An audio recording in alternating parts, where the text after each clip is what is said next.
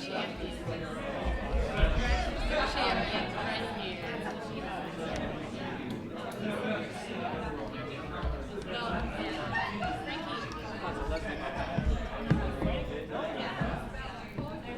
is it, Frankie? Is it good?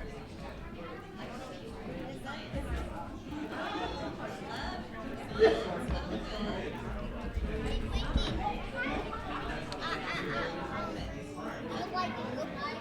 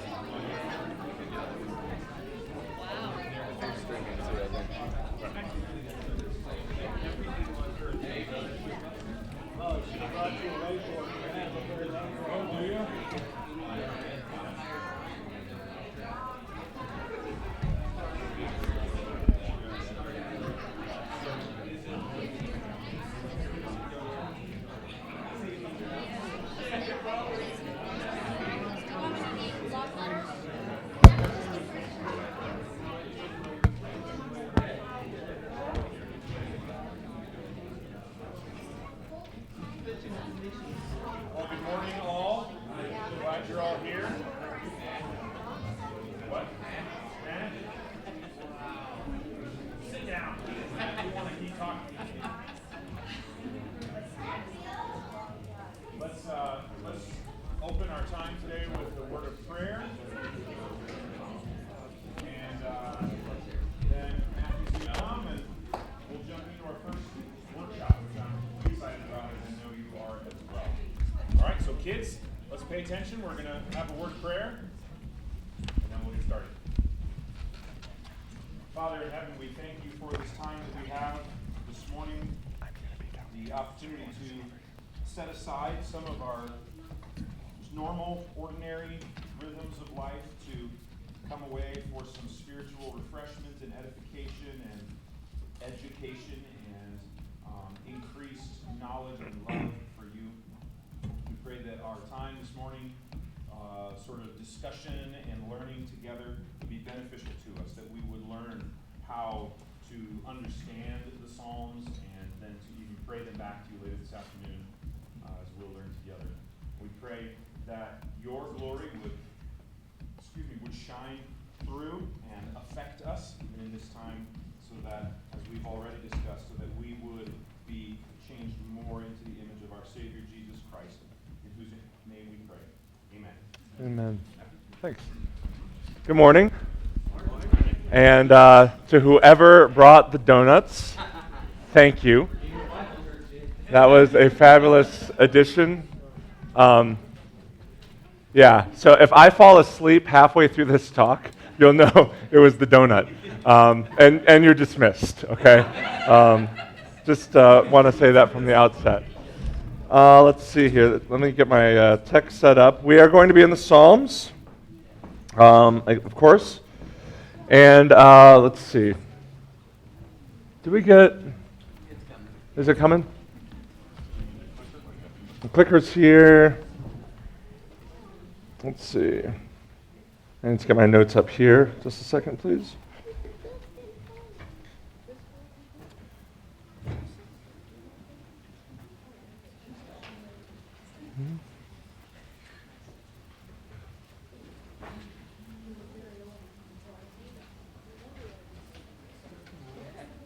So, great, you got it up there, and I'm getting mine here.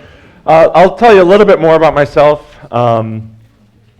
Rihanna is my daughter who has come with me on this trip. She's one of 5. She's our second oldest. Having a family of 7 in New York is unusual unless you're Orthodox Jewish, in which case that's kind of normal. But I am obviously not Orthodox Jewish. Yeah, I think it's basically amongst non-Orthodox Jewish families with 5 children, I think it's pretty much us and Jim Gaffigan. I think those are the two. If you don't know who Jim Gaffigan is, his sermons are the best sermons ever. Look him up on YouTube and enjoy. Most of his specials are on Netflix. But yeah, my wife Kimberly is from North Central Illinois, corn country, 75 miles outside Chicago. I'm from Detroit, Michigan.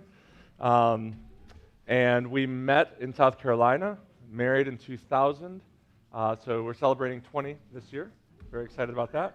Our kids are 16, 15, 13, 9, and 8 this month. 4 girls and 1 boy. For fun, what do I like to do for fun?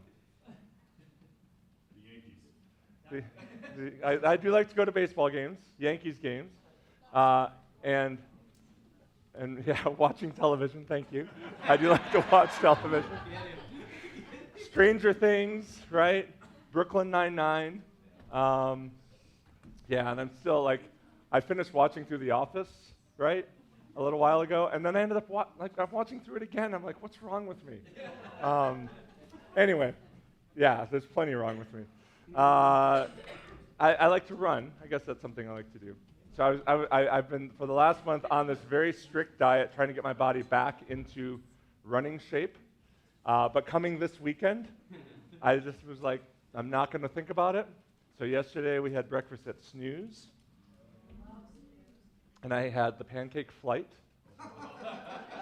which I'm pretty sure is more calories in that one meal than I've had in individual days over the last month. Fabulous. And then again, thank you for the donuts this morning. This is a really good weekend to break my diet, and then I'll have to start all over again on Monday. But yeah, I've run the New York Marathon twice. I've run a half, run some 5Ks.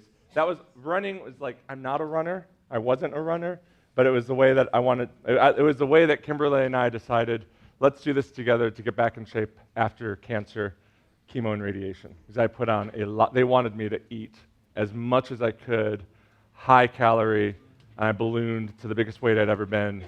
But I was 31 at the time, so they wanted to make sure that I kept my muscle mass and bone mass. So anyway, yeah, so that's a little bit more about me. This morning, it's really kind of one workshop in 2 parts. The 2 parts are, first, how to read the Psalms, and then second, this afternoon we'll look at how to pray the Psalms. But this is interactive. This is not a sermon, okay? And I hope that this will be really beneficial for you when you approach the Psalms on your own. So how I want to start, though, this morning is to have you all stand with me. Go ahead and stand. Start exercising those donut calories, right? And let's see. Let's read together. Is this on? Is there a switch on this? Thank you. All right, we're going to start by reading Psalm 95 out loud together, okay? It's up here on the screens for you. Let's read.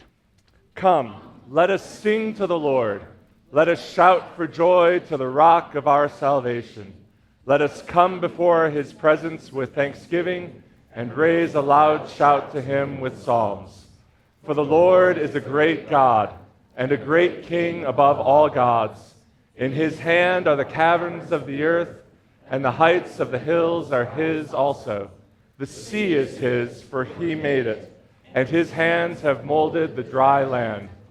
Come, let us bow down and bend the knee and kneel before the Lord our Maker. For he is our God, and we are the people of his pasture and the sheep of his hand. Oh, that today you would hearken to his voice. Okay, you can be seated. So when Matt and I were brainstorming the workshops and this idea came to mind, I think this would be fun. I think this would be good to talk about how we read the Psalms, how we pray the Psalms. And then over the last number of months, as I was preparing these two talks, I started realizing this is an incredibly difficult topic. Like, what was I thinking in approaching these things? This is a much beloved book. Likely some of your favorite passages in all the Bible are found in the Psalms.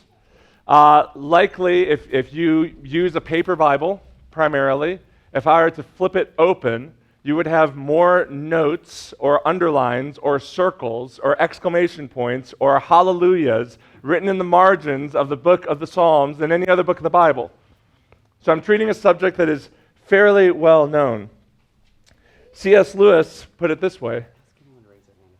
If you didn't get one, thank you. I didn't get one either, actually. Sure. Needs to know what I'm talking about. C.S. Lewis, in his book, Reflection on the Psalms, says, "The most valuable thing that the Psalms do for me is to express the same delight in God that made David dance." I love that. I love that because it's true. It rings true for me, and it probably rings true for you. I mean, I remember when Psalm 23 went from something that was read at funerals and sort of just what you do to when God just opened it up. And suddenly Psalm 23 was like my heartbeat. It was necessary for my life.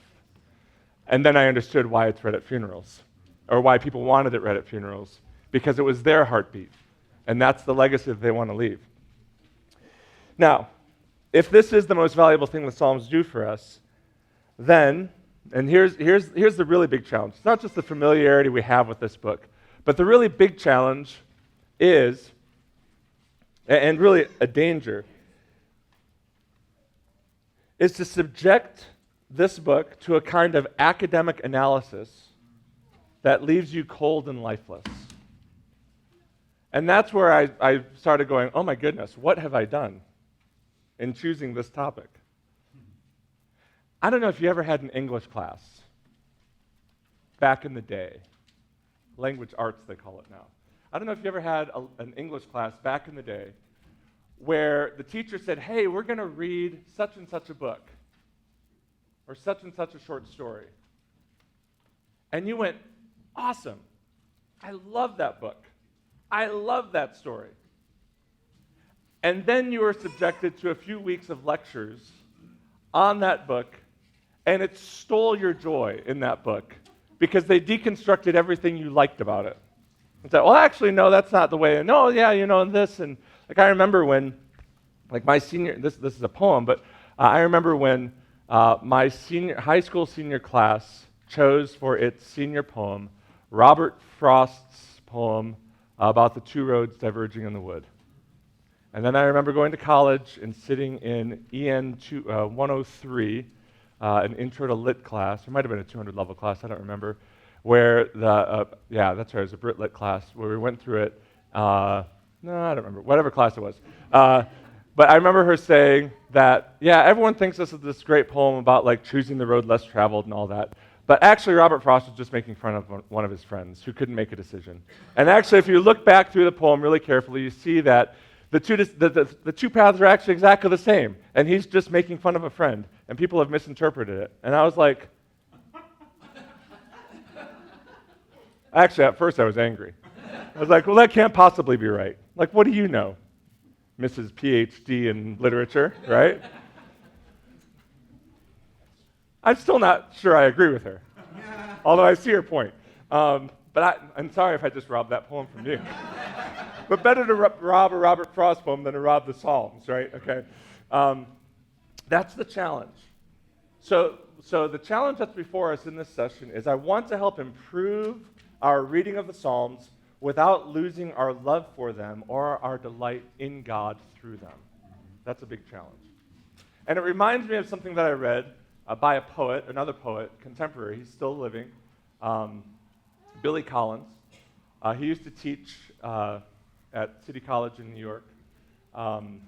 He was actually the poet laureate under George W. Bush in 2001 to 2003. Well-known poet, retired now. But he was a poet who was also a teacher of poetry. Okay? And he wrote this poem called Introduction to Poetry. And I think it's brilliant.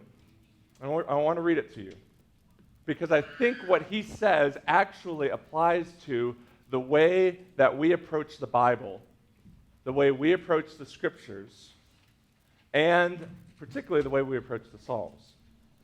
He says, I asked them, of course talking about his class, I asked them to take a poem and hold it up to the light like a color slide and to see its colors. Or press an ear against its hive. You hear the buzzing of the life inside of it. I ask them to do this. I say, drop a mouse into a poem and watch him probe his way out. Or walk inside the poem's room and feel the walls for a light switch. I want them to water ski across the surface of a poem, waving at the author's name on the shore.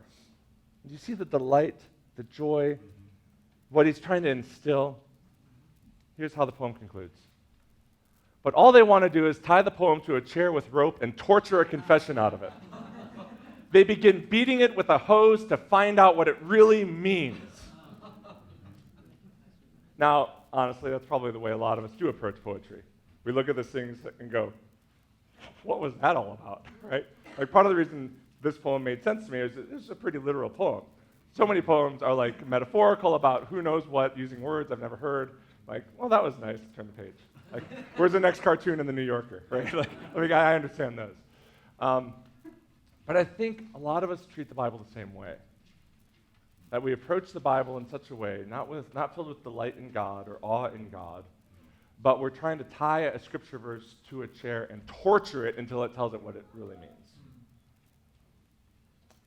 But what I want to do is to help us savor it, to enjoy it, to delight in it, to water ski across it. Now, it takes a lot of skill to water ski. I know that because I've never tried it. And I'm pretty sure if I ever got on there, I would start learning all the different skills that would be necessary to do that. But since I don't have those skills and don't really want those skills, I'll be happy to watch from the shore and wave back.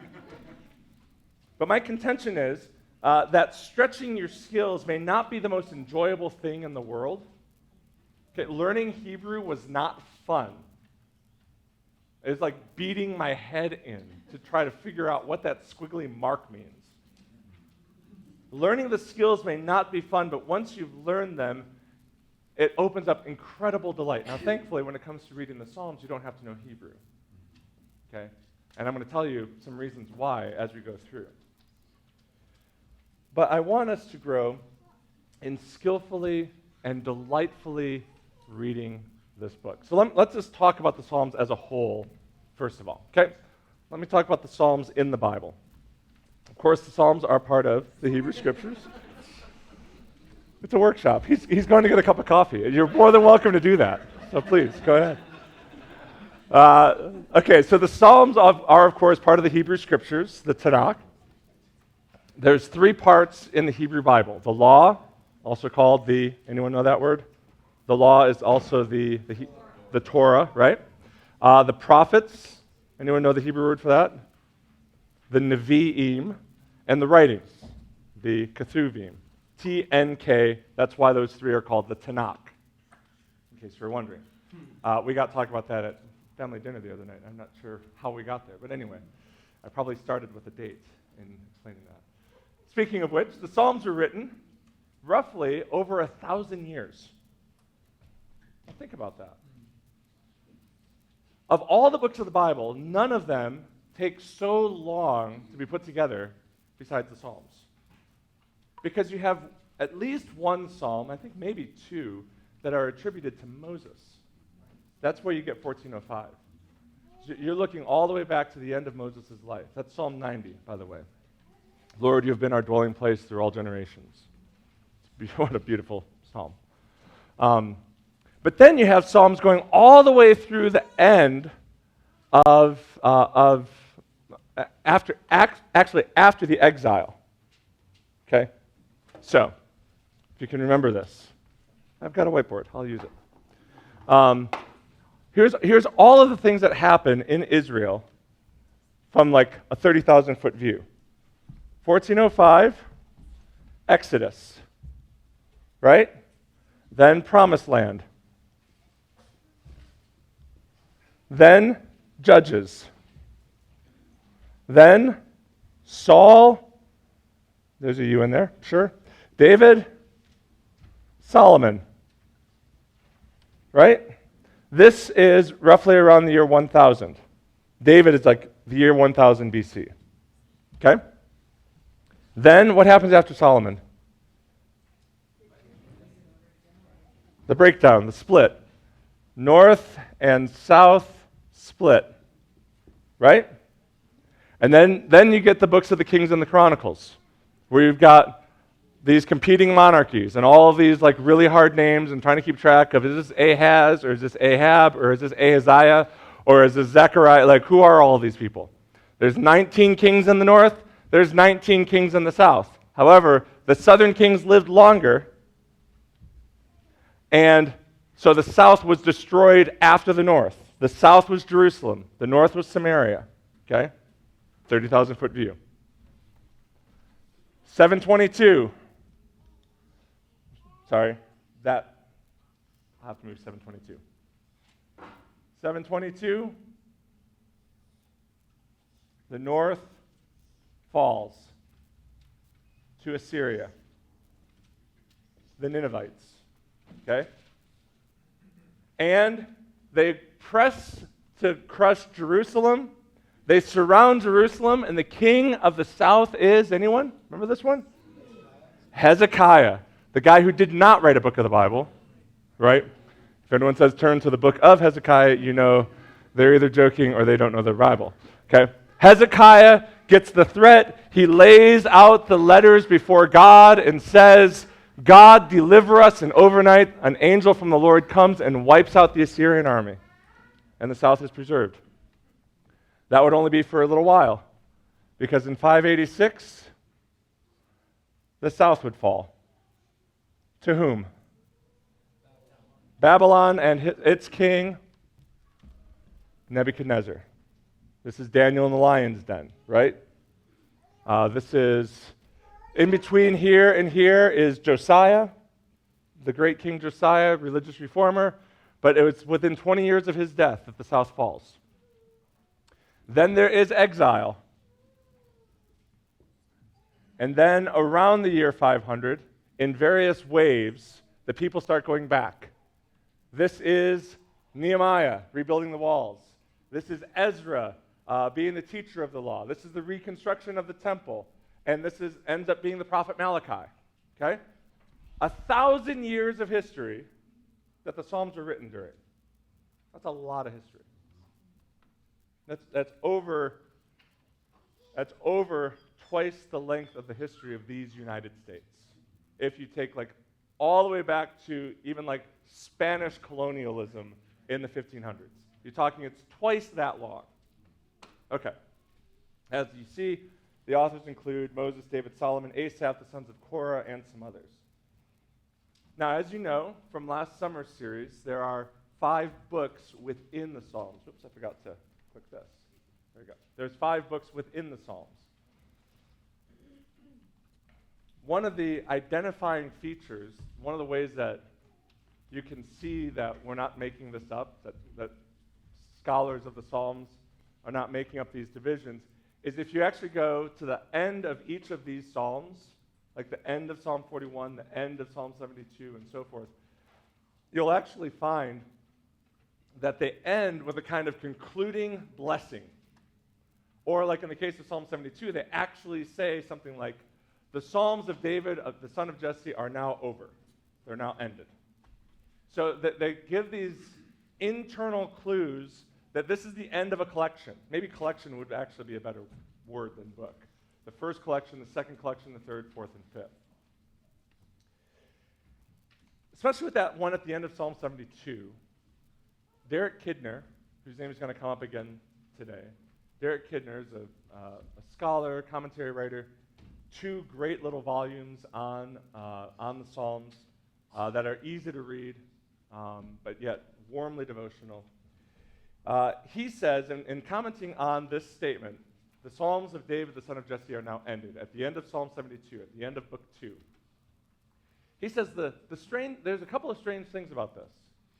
One is that not all of those 72 Psalms of Books 1 and 2 are attributed to David. Some of them are attributed to other authors. So it seems funny that it says the Psalms of David are ended. But even more strange is that after Psalm 72, you have other Psalms that are attributed to David. Like, what's going on here? And what he says, and I think he's right, he says what we probably have here is that in David's life, he had written certain Psalms and compiled them together. And when he finished this second compilation, what we would refer to as Book 2, he's like, okay, this compilation is now complete. And then in later years, as others were discovering some of David's writings, they were included in later collections and put together here and there for good reason, as I think you'll see in a little bit. Book 5 in this list contains a number of groupings within itself. I added that first one, the Lord is King Psalms, 93 through 100. Those are actually in Book 4. But all the other ones are like sub-collections within Book 5. There is what's often called the Egyptian Hallel Psalms. Hallel is the Hebrew word for praise, as in hallelujah, praise God, right? So the Egyptian Hallel Psalms, Psalms 113 to 118, are actually the Psalms that would have been sung, that were prescribed to be sung during Passover.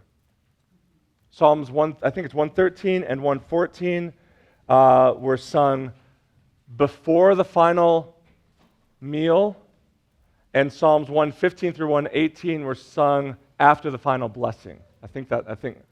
I wrote it down, but it's not right here. But that segment, that's why it's called the Egyptian Hallel songs, because there's a reminder of their life in Egypt and how God passed over them when the death angel came by. There are the songs of ascents. Ascent as in going up, right? The King James referred to them as the song of degrees, because you're kind of going up 1 degree at a time. You see there's 15 of them, 120 to 134.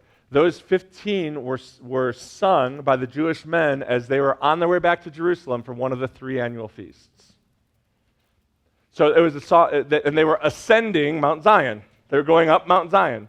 And so they sang these on the way. And there's some who believe that they were actually sung on like the 15 steps that led up to the temple courtyard. That they would stop on one and say Psalm 120, and then they go to the next, 121, and so forth.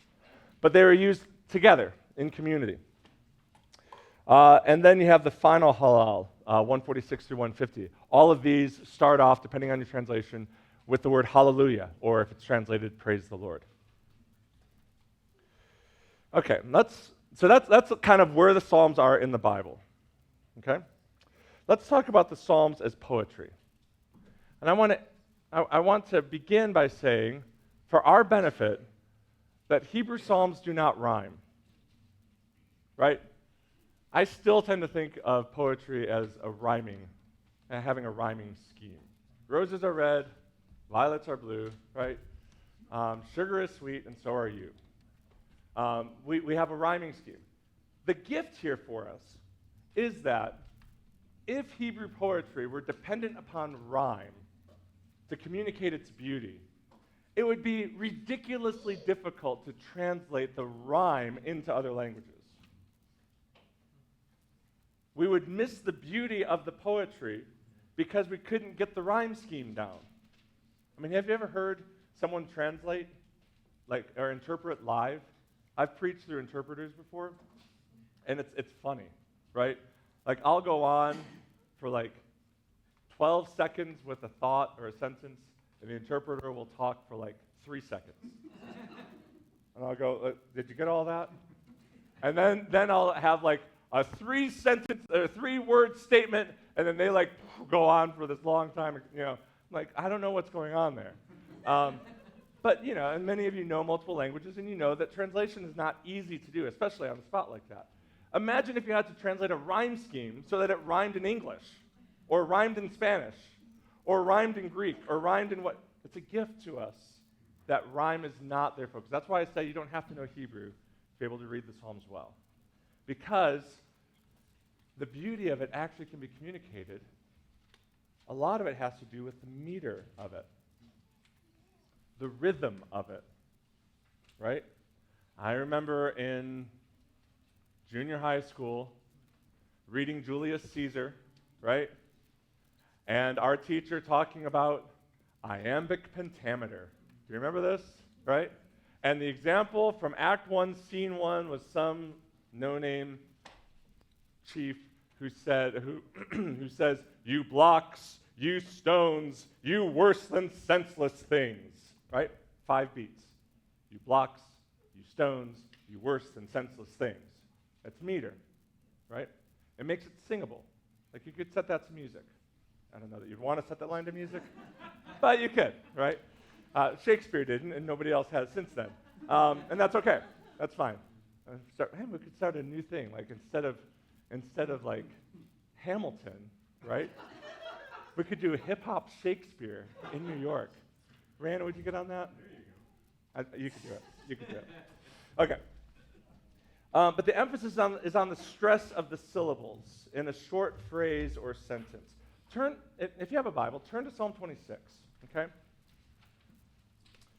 The most common meter in Hebrew poetry is a 3-3 meter. That is, iambic pentameter was 5. You blocks, you stones, you worse, and such things. That's 5 in a line. What they like to do is have 3 stresses in a line, followed by 3 stresses in the next line. Okay? Would someone read Psalm 26, 2, nice and loud? Test me, O Lord, and try me. Examine my heart and my mind. Yep. You hear that? And what translation are you reading? NIV. Anyone have something different? Prove me, O Lord, and try me. Test my heart and my mind. That's ESV, right? Yep. See, that's where I was it didn't matter what translation you were reading, because they were able to translate the meter, right? Test me, O Lord, and try me. I'm sorry, I've lost the words. Prove me, O Lord. Yeah. Prove me. Test my heart Test my heart and my mind. and my mind. See, you can communicate meter in translation in a way that you can't communicate rhyming through translation. And translators of the Psalms, depending on your version, try to be careful to recognize that. If it's possible to translate the words faithfully from one language to the next, if they can also translate the meter over, then that's a win for them. Because it helps communicate the beauty and it helps remind us that these Psalms are meant to be read. They're meant to be heard aloud. There's something beautiful in that pattern.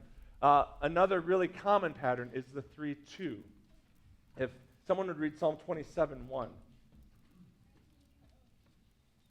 Lord is my light and my salvation. Whom shall I fear? The Lord is the stronghold of my life. Whom shall I be afraid? Yes.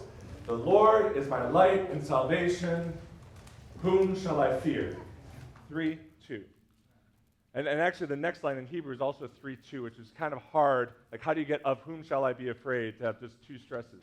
So they try to get it in there, but again, you want to go words first. Make sure you get the meaning, and then if you can get the beauty through it as well, they want that as well. But my big point here is that here's a meter. Like, the meter was part of the psalmist's thinking. If you've ever written a poem before or written a song before, you know that you've got truth you want to communicate or words you want to communicate, but you've got to fit it within a form, and the form is important because it's communicating. It's either going to support the words or it's going to take away from the words. So you're careful about the form. And the psalmists, these were not just spontaneous utterances. They sat and they thought about these words and they thought about the form and what they wanted to communicate. And there's something about the 3:2 form. This is actually called the Qinah, Q-I-N-A-H. The Qinah was often used in lament. Matter of fact, the book of Lamentations has 5 chapters. The first 4 of them are written in Qinah. Because to the Hebrew ear, there was a sense of finality. You know, having "prove me, O Lord, and try me, test my thoughts and my mind," gave that sense of one answers to the other. But to say, "The Lord is my light and salvation, whom shall I fear?" feels like it stops short a little bit. So they found it a real useful way to express lament, to express sorrow. Now, obviously, Psalm 27 is not communicating that. But Lamentations uses that form to communicate we've stopped short. Things are final. Things have ended. So it's not about rhyme, but meter is much more important. Another really fascinating feature that I wish our translators paid more attention to is acrostic. Acrostic. Acrostic, if you're not familiar with that term, is a literary device where the first letter of a line follows the alphabet, right? So some of you might remember the New England Primer, right? Where they taught the alphabet, and it's like A is for apple, and B is for, it's that sort of a thing where they're going through the alphabet, but each line starts with the next letter of the alphabet. There's a fascinating study by a Dutchman named Roel van der Spuy. It's a great Dutch name. He has a paper. You can actually read this. He has it available for free online. He teaches in South Africa, I believe. And he actually is advocating in this article, like, we should be translating acrostic psalms in an acrostic way in whatever language. But that's hard because not every... Hebrew had 22 letters, we have 26 letters, so how do we do that? It's challenging. But he says there's 4 reasons for these acrostic psalms. One is that it's a mnemonic device. It's a way to remember things, right? How do you remember the notes on a staff, right? Every good boy does fine. Or the one I like more, every good boy deserves fudge. Yeah. Don't tell me what I have to do, just give me fudge. So they're a way to remember. Like, if you're memorizing something and you know that the next one starts with D, that helps you. Like, oh, it's that one because it starts with D, right? It was also an enumeration feature. Maybe preachers ought to use this because van der Spuy says that using an acrostic form helped limit the length of the psalm. Like, it had to be 22 lines and it couldn't spill over. Now, of course, somebody found their way around this one, which I'll show you in just a second, and you might already know what I'm talking about. It must have been a preacher who did it. The third reason he suggests is that it's a way to communicate comprehensive coverage of a topic. We would put it this way. He covered it A to Z, right? So they're like literally going alpha to tau, or aleph to tau, to say, we've covered this subject completely. And then the fourth reason is it's an artistic device. It adds beauty to the psalm. Because not only were they thinking about the truth they wanted to say, not only were they thinking about the meter, but then they went one step further and said, I want to package this in a beautiful, memorable way. What's the most famous example of an acrostic psalm? The one written by a preacher. You want to limit me to 22 starting points? All right. I will do 22 stanzas of 8 verses each. There you go. And thus you have the longest psalm in the Bible. But here's all of them. They either appear in Book 1 or Book 5. In Book 1, Psalms 9 and 10 together, they're split in the Hebrew Bible as in the English Bible, but they're split, but put them together and they form a single acrostic. Psalm 25, Psalm 34, and Psalm 37, all acrostic psalms. Your tip-off to these, by the way, in case you don't want to jot all this down, your tip-off to these is if you look at a psalm and there's 22 verses to it, it's a pretty good bet that it's an acrostic psalm because there are 22 letters in the Hebrew alphabet. Book 5, it should say 111 and 112, not 1,112. That would be somebody else's psalm, not a psalm of David. So 111, 112, 119, as mentioned before, and one of my favorite psalms, Psalm 145. Turn to Psalm 145. I think we've got a second to do this. Look at 145 for a moment.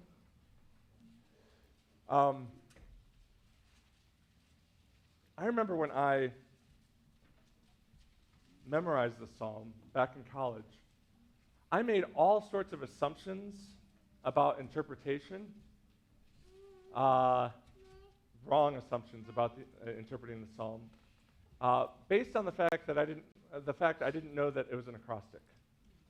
Like I had. There's a part in there. Is it like verse 6 or 7, where he starts talking about the glory of God's kingdom? Verse 5. What's 5 say? Go ahead. On the glorious splendor of your majesty and on your wondrous works I will meditate. Then verse 6. They shall speak of the might of your awesome deeds, and I will declare your greatness. Verse 7. They shall pour forth the fame of your abundant goodness, and shall sing aloud of your righteousness. Verse 11. 11. Okay, go to 11. They shall speak of the glory of your kingdom, and tell of your power. Yes, and then verse 12. To make known to the children of man your mighty deeds, and the glorious splendor of your kingdom. One more verse. Your kingdom is an everlasting Yeah, kingdom, that's it. and your dominion endures throughout all generations. Yeah, I think when I was reading and meditating and then memorizing that psalm, I had this thought in my mind that it was a spontaneous prayer. And in my mind, I almost saw him going like, we'll speak of your kingdom, or they'll speak of your kingdom. Come to think of it, your kingdom is a glorious kingdom. It really is pretty spectacular. Sorry, that was a really rough translation. Not even. But, it wasn't a spontaneous, stream of consciousness prayer. He carefully wove one line after another to be used with the exact order of the Hebrew alphabet governing him, so that psalm could be handed to his kids to say, all right, we're going to learn our alphas to taus, or alepphs to taus. Here's how we're going to do it. We're going to memorize the psalm together. Remember Aleph? Okay? Aleph is verse 1. I will bless the Lord at all times. Is that verse 1? I will extol you, my God, O King, and bless your name forever and ever. Okay, let's learn Beis. It was an intentional teaching device. All right, finally, in the Psalms as poetry, and most importantly, of all of these factors, is parallelism, which again, like meter, is easy to pull from one language into another. We'll get to that in just a second. There are basically 4 types of parallelism. What do I mean by parallelism? Before I give you the 4 types. What I mean is that Hebrew poetry often operates in couplets, 2 lines. Sometimes you'll see a scholar trying to be smart and say a bicolon, but a couplet is just fine. Okay, it's 2 lines, sometimes a triplet, but often you find them in couplets. And the newer translations, this is where newer translations are helpful because they'll actually show you the break of the lines. So I love the King James. I still quoteth in King James's English. Okay, a lot of the time that's what comes to mind. But it is very helpful to see these couplets enumerated or broken apart for you. And what happens is that the two lines together often are not, again, just sort of randomly put there, but they're intended for the second to communicate something about the first. Okay? That's parallelism. These two lines are acting in parallel so that together they're carrying a thought. So here are the four types. There's synonymous parallelism, which means what it sounds like. The second line is essentially saying the same thing as the first line in a little bit different way. And because it's stated in a little bit different way, it helps you make sure you understand what the first line was. He's not just saying the same thing twice. He's saying it a different way, but he's saying it to flesh out your understanding, right? The heavens declare the glory of God and what? Yes, I'm going to quote in the King James. And the firmament showeth his handiwork.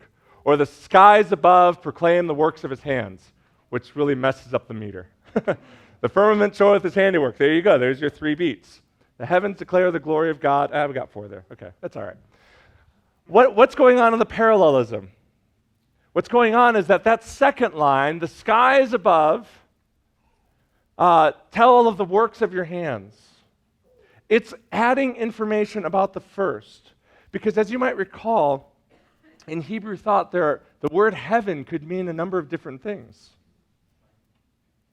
Like heaven, like in our language, we hear heaven and we immediately think of where God is. God is in heaven.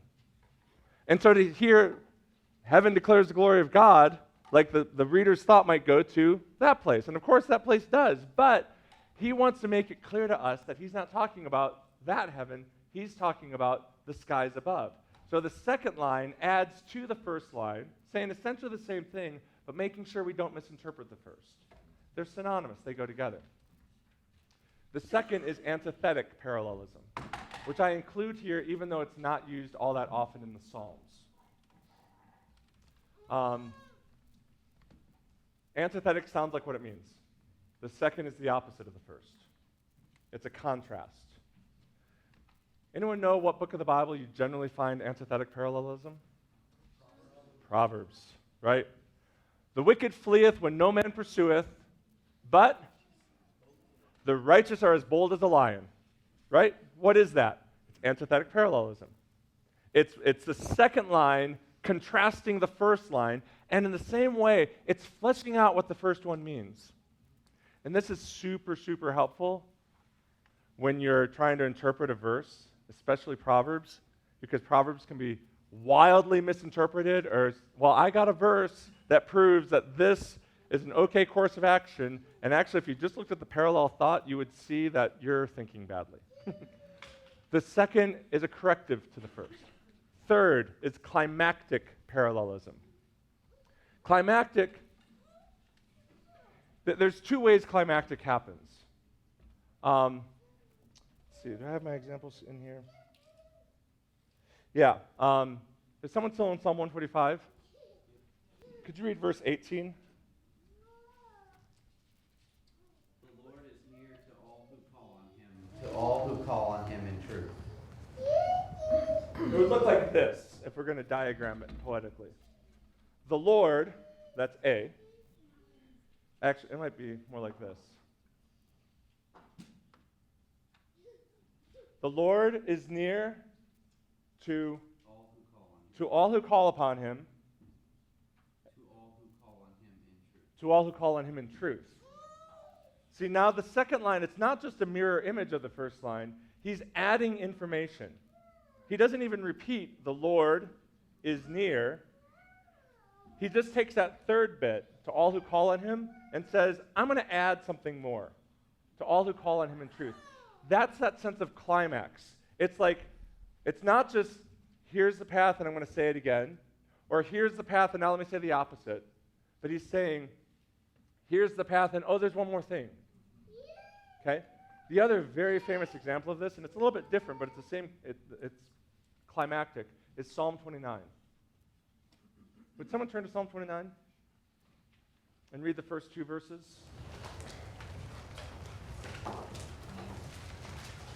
Ascribe to Yahweh, you heavenly beings. Ascribe to the Lord glory and strength. Ascribe to Yahweh the glory due his name.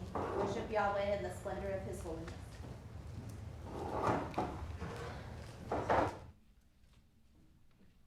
Ascribe to Yahweh. First verse, ascribe to Yahweh, you heavenly beings. There's A and a B.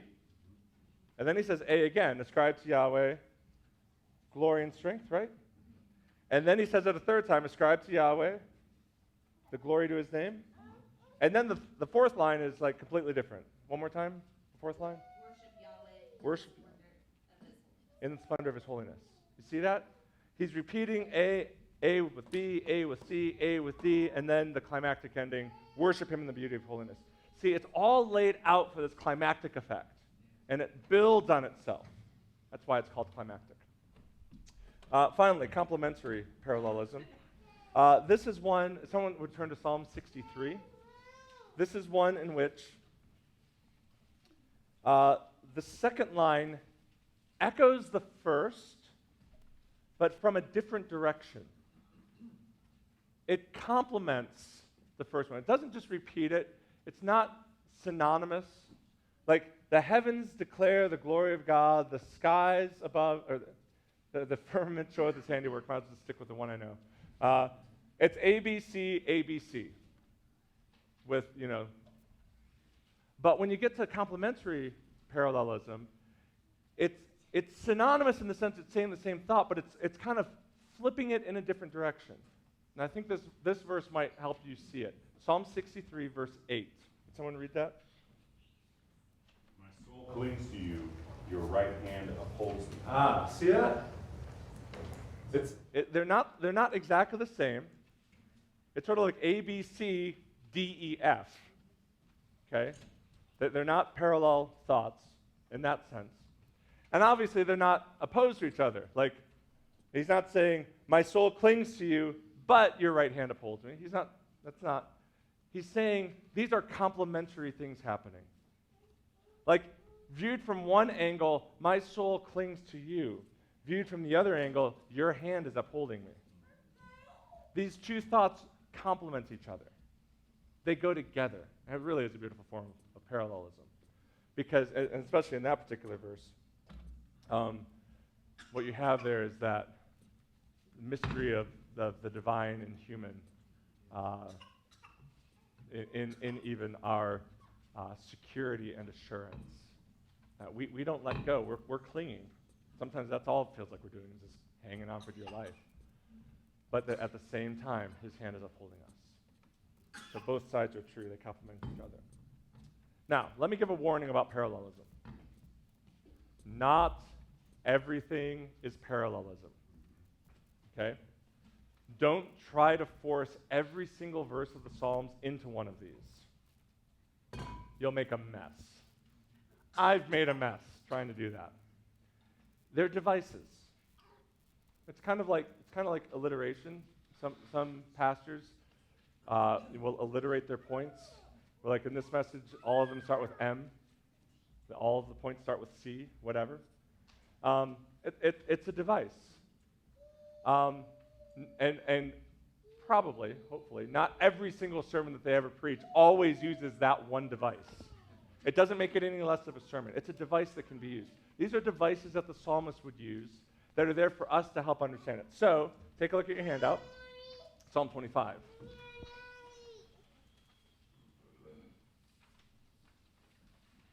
Let's look at the first verse. Now, I've mentioned there are three features of Hebrew poetry. Do I have a slide for this? I don't. I've mentioned there are three features of Hebrew poetry: meter, acrostic, and parallelism. Psalm 25 is 22 verses long.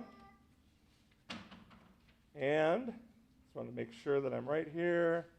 Yeah, it is, in fact, one of our acrostic psalms. Unfortunately, like I mentioned, most translations do not translate the acrostic, so we miss out on some of its beauty. But what we can analyze are those other two features, the meter, the meter and the parallelism, okay? So look at verse 1. Would someone read verse 1 out loud? To you, O Lord, I lift up my soul. And the first part of verse 2, I'm sorry. Oh, sorry. Oh my God, in you I trust. Yes, to you, O Lord, I lift up my soul. Oh my, I'm not sure how they, oh my God, in you I trust, which would be a 4-4. Again, I think they're trying to, I'm not sure if it's 3-3 or 4-4, but they're trying to communicate something with that rhythm. Do you think there's a form of parallelism used in that verse? Which one? Put those back up here.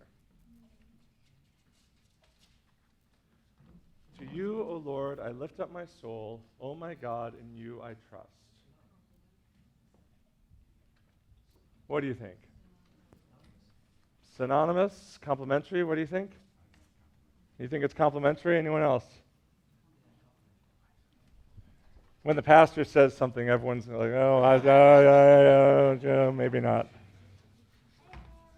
That's all right. Okay. To you, O Lord, I lift up my soul. Okay. O my God, in you I trust. He flips the order of these things, but these are synonymous. It's a synonymous thought. He's not looking at it from a different angle. He's not flipping it. He's not saying, to you, O Lord, I lift up my soul. You, O God, have been my rock. That might be complementary. But these, he's actually to you and in you. Right? O Lord, O my God. I lift up my soul, I trust in you. Okay, so I would say it's synonymous, but I could be wrong. I'm not the pastor of this church. I'm here at his pleasure, so if he says complimentary, then... The other guy used to be a pastor too, so a pastor got it right. Right, yeah. Well, he'll send you an email on Monday telling you, like, don't listen to anything that guy said. That's fine. I think that's probably synonymous. I think it is synonymous. And what I think is interesting about this in particular are these two. I think the second C, so to speak, fleshes out the first one. How do those two relate? I lift up my soul, I trust. Now there's the surrender aspect. That's good. What else? One produces the other. One produces the other. Which produces which? The trust produces the prayer. Yes. The trust is producing this prayer, which I find to be incredibly encouraging. Amen. Because there are many times when I lift up my soul that I don't particularly feel like I'm trusting God. Like I'm sort of praying a prayer of complaint, like last night. Like, God, why is it this way? And I can often think that lifting up my soul to God in prayer is an act of doubt, when actually the fact that I'm even calling out to God is evidence that I trust Him. I might not understand Him, but I trust Him. That's why I'm going to Him. It's like if my kids need something, they come to me. They might not be sure they're going to get what they're asking for, but they know that I'm the one who can get what they need. And so there's a level of trust even in their calling out to me. And so in those moments of desperation, when my crying out feels like a cry from doubt, this verse stands here to remind me, no, actually, that itself is faith. What feels like a faithless prayer is an act of faith. And that brings deep comfort to my own heart. The next two lines. Someone read those out loud?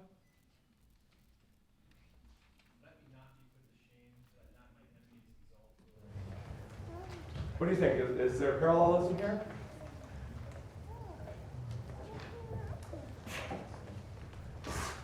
No one wants to say anything. We're waiting for Matt to say something. Oh, goodness. Yeah. I think this is synonymous again. And again, remember, synonymous doesn't mean the second says exactly the same thing as the first. It means that the second is helping us understand what the first one means. So what would it mean for him to be put to shame? What does that mean? What does the psalmist mean when he says, don't let me be put to shame. The particular application of it is I don't want my enemies to exult over me. That is what it means here for me to be put to shame. So the second is amplifying the first. It's showing us what the first one means.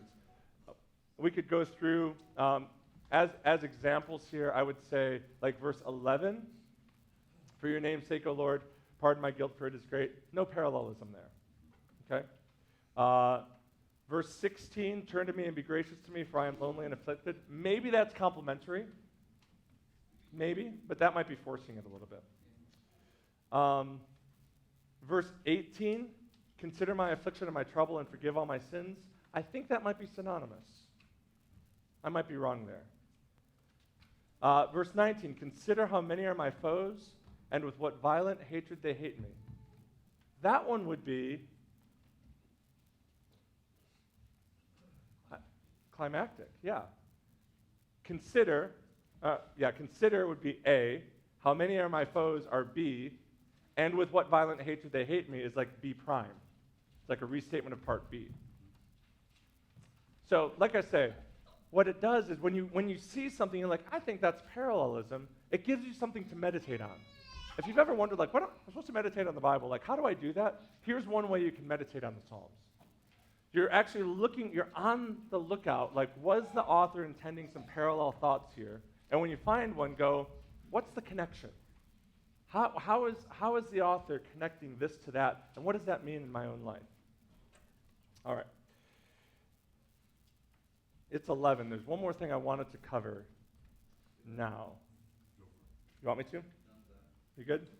Anyone need another donut? I haven't fallen asleep yet. So that's good news. But I still have half a donut, which is better news. Okay, I want to talk about two special cases. And actually, my plan is to only talk about one of these special cases before we break for lunch. Okay? And then I was planning that we'll talk about the second special case as an introduction to the second half, the second part of the workshop. Special case number one, imprecatory psalms. What is an imprecatory psalm?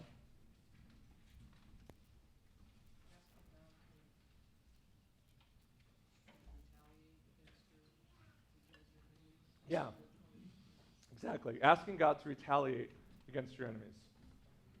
It's a prayer against people. It's an imprecation. That's what the word imprecation means, a prayer against people. Psalm 139 that we looked at last night is an example of that. So, what do we do with these? I mean, I sort of went into it a little bit last night, but it's hard, right? What thoughts did you have coming out of last night's message? Remember, last night, David prays, if only you would slay the wicked, away from me, you bloodthirsty. They speak of you with evil intent, they misuse your name. And then I said that this tension in the Old Testament between justice and mercy gets some light thrown on it in the Sermon on the Mount when Jesus says, love your enemies, pray for those who persecute you, because then you'll be like your Father in heaven. You'll be children of your Father in heaven. And then ultimately it is resolved in the death of Jesus. Do you have any thoughts coming out of that from last night? Repent. Yes, definitely. Better to repent and be on the other side of God's justice. Absolutely. Felt like a mirror. Mm-hmm. Because he said all those things in his prayer, Mm-hmm. and then he lived it out. Yeah, then he ended up becoming guilty of the very things that he was imprecating somebody else. And I think this is one of the challenges that we face as Christians when we address imprecatory psalms, because the Bible is the Word of God, right? And I was not about to say last night, and I'm not about to say today, that David was in the wrong for praying, if only you would slay the wicked. Because the Bible is the Word of God, right? Like, he was inspired of God to write those words. And yet, to read the words of Jesus seems like you've got this direct contradiction. Because David seems to be saying, I'm just like like God in heaven because I want justice on the enemies. And Jesus is saying the way that God treats his enemies is that he causes it to rain on them and the sun to shine on them, even though they're unjust. But I think that's where you brought us last night. Right. So how do we get there when we're reading the Psalms? Well, That- verses of Psalm 139 get us there, right? Yes, but what do you do with like the graphic ones in Psalm 137? That's the challenge. So here's the thoughts I want to throw out here for you before we break for lunch. We can talk about it more, but I think these might help like guide your thinking when you encounter these Psalms. Because frankly, they can sound, I mean, some of them don't just sound brutal, some of them are brutal.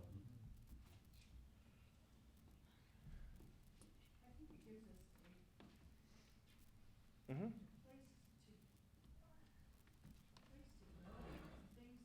Deal with on a daily basis.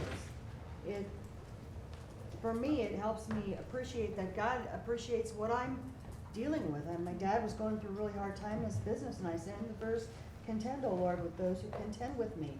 Fight against those who fight against me. Yeah, absolutely. I mean, it's that sense of, Lord, I really need you. Help me. You know, help me in this particular situation with these particular obstacles. Absolutely. Yeah, definitely. And I think that's where we start here when we come to imprecatory Psalms. And that is that these Psalms are concerned with divine justice, not personal revenge. Right, exactly. Okay? It's like God, the imprecatory Psalms are reminders that the world is not just. And they are calls for God to act in justice. To act in with justice. Okay? It's a recognition that there are evils in the world, and some of those evils are personal evils, and some of those evils are systemic. There's a problem with the whole scheme of things here, God. Like the wicked are ruling, and your name is being denigrated. So the wonderful thing about the imprecatory Psalms is that without them, we would have this picture of God as a doting grandfather who's great for comfort but isn't very strong and doesn't much care about what's going on except to give you a hug when you need one. The imprecatory Psalms begin to shed light on the fact of divine justice, that things have been wrong and we can call out to God for that divine justice, which is why you find imprecations in the very last book of the Bible. That the martyred saints in heaven around the throne of God are saying, "How long, O Lord?" Okay? So there's a concern with justice here. And I think if we lived in a culture where we were the oppressed, I think some of those tensions that we feel in our minds would be relieved. Like if we were in India right now, facing state oppression for gathering and worship, there would be a resonance with this side of divine justice. And can I say this? I might get in trouble for this. It's okay if you want to talk about it. It's all right. Black churches in the South, when their buildings get burnt, their church buildings get burned to the ground, I think they get this side. So, but the concern is not in the Psalms, not with personal revenge, but even as Psalm 139, God, your name is being abused. Okay. Second, what about the specific language? In many instances, you need to remember that the context for these Psalms was an ancient battlefield. Did you watch the movie 1917? Oh my word, that was amazing. I'm glad that my South Korean brother won the Oscar for Parasite. That's fine. However, 1917 should have won. That movie was amazing. The depiction of the horrors of World War I. Remarkable. And if you're a veteran, first of all, thank you. But if you're a veteran and you've been to the battlefield, I think you understand the implications better than civilians do. And also consider it's an ancient battlefield. There was no Geneva Convention. Okay? And consider this is a theocracy where God is the king. So they are fighting on the battlefield for God. And so they're using language that was appropriate for a battle context to talk about defeating the enemies of God. That sheds light. A third thing. In many cases, the language is meant to be hyperbolic. Hyperbole is an intentional exaggeration. The language is, it's poetry, right? It's poetry. And just like the rest of poetry in the scriptures, the language is flowery and descriptive. And I think sometimes we take some of the statements and try to force them literally, like he actually meant exactly that thing. When remember, this is a measured, especially in the case of David, warrior, right? Who is taking time to construct this piece of art, and he's carefully saying what he's saying. And sometimes what he's saying is meant to be taken in a hyperbolic way. Like, just that all of it were done, God. Every last one of them. And what's he praying for? He's praying for victory for God's people. So should we pray imprecatory prayers? I'm not going to answer that question. I'm not going to answer that question. Honestly, because, and I'll tell you why. I can see both sides of this. That's where I don't feel comfortable giving counsel to people one way or the other. Now, I think if you do not pray imprecatory prayers, I think that's fine. But the concern on this side, okay, because both sides have a shadow. If you choose, like, no, I don't think this would be appropriate for us to pray because of the cross and the resurrection, and now it's clear our call is to love and forgive our enemies. I mean, Jesus on the cross could have prayed this prayer, but instead he said, Father, forgive them, for they know not what they do. So I'm not going to pray these prayers. I'm going to assume that was for another era. Okay, if you're on that side of this question, fine. The shadow, though, is that you can begin to view God as squishy when it relates to justice, that he doesn't really care about how things go in this world. And I would caution you, if you're on this side of the equation, saying, I don't think we should pray it, that you might be turning God's grace and love and forgiveness into something that it's not. So you need to be aware of that shadow. On the other side, if you're over here saying, hey, David prayed him, they're praying him in heaven, right? And we were wronged, I was wronged, and I am concerned about God's justice. I'm not concerned about revenge. One of the godliest people I know, my Bible teacher in high school, lost his son in a drunk driving accident in 1977. He told this story. I mean, he's told this story with such vivid detail that I felt like I saw it. And the car went right behind the front door and took out his son in the back seat. And he's on this side. And he just said, Lord, you're the avenger of wrongs. And the man, if I remember right, went to jail, but for a very short period of time. And that just was such a miscarriage of justice that he prayed that God would do something. And what ended up happening was the man died in a motorcycle accident in a freak way, as in like a piece of concrete fell as he was coming under an overpass. I'm not going to tell him you shouldn't pray those prayers. Okay? That's why I'm not answering this question. I think this is a question of conscience. My concern, though, is if you're on this side, what's the shadow? The shadow is self-righteousness. The shadow is self-righteousness. And we're going to talk about that more this afternoon. Okay? And that's where we'll pick up at 1 o'clock. 1:30. 1:30. All right. Absolutely.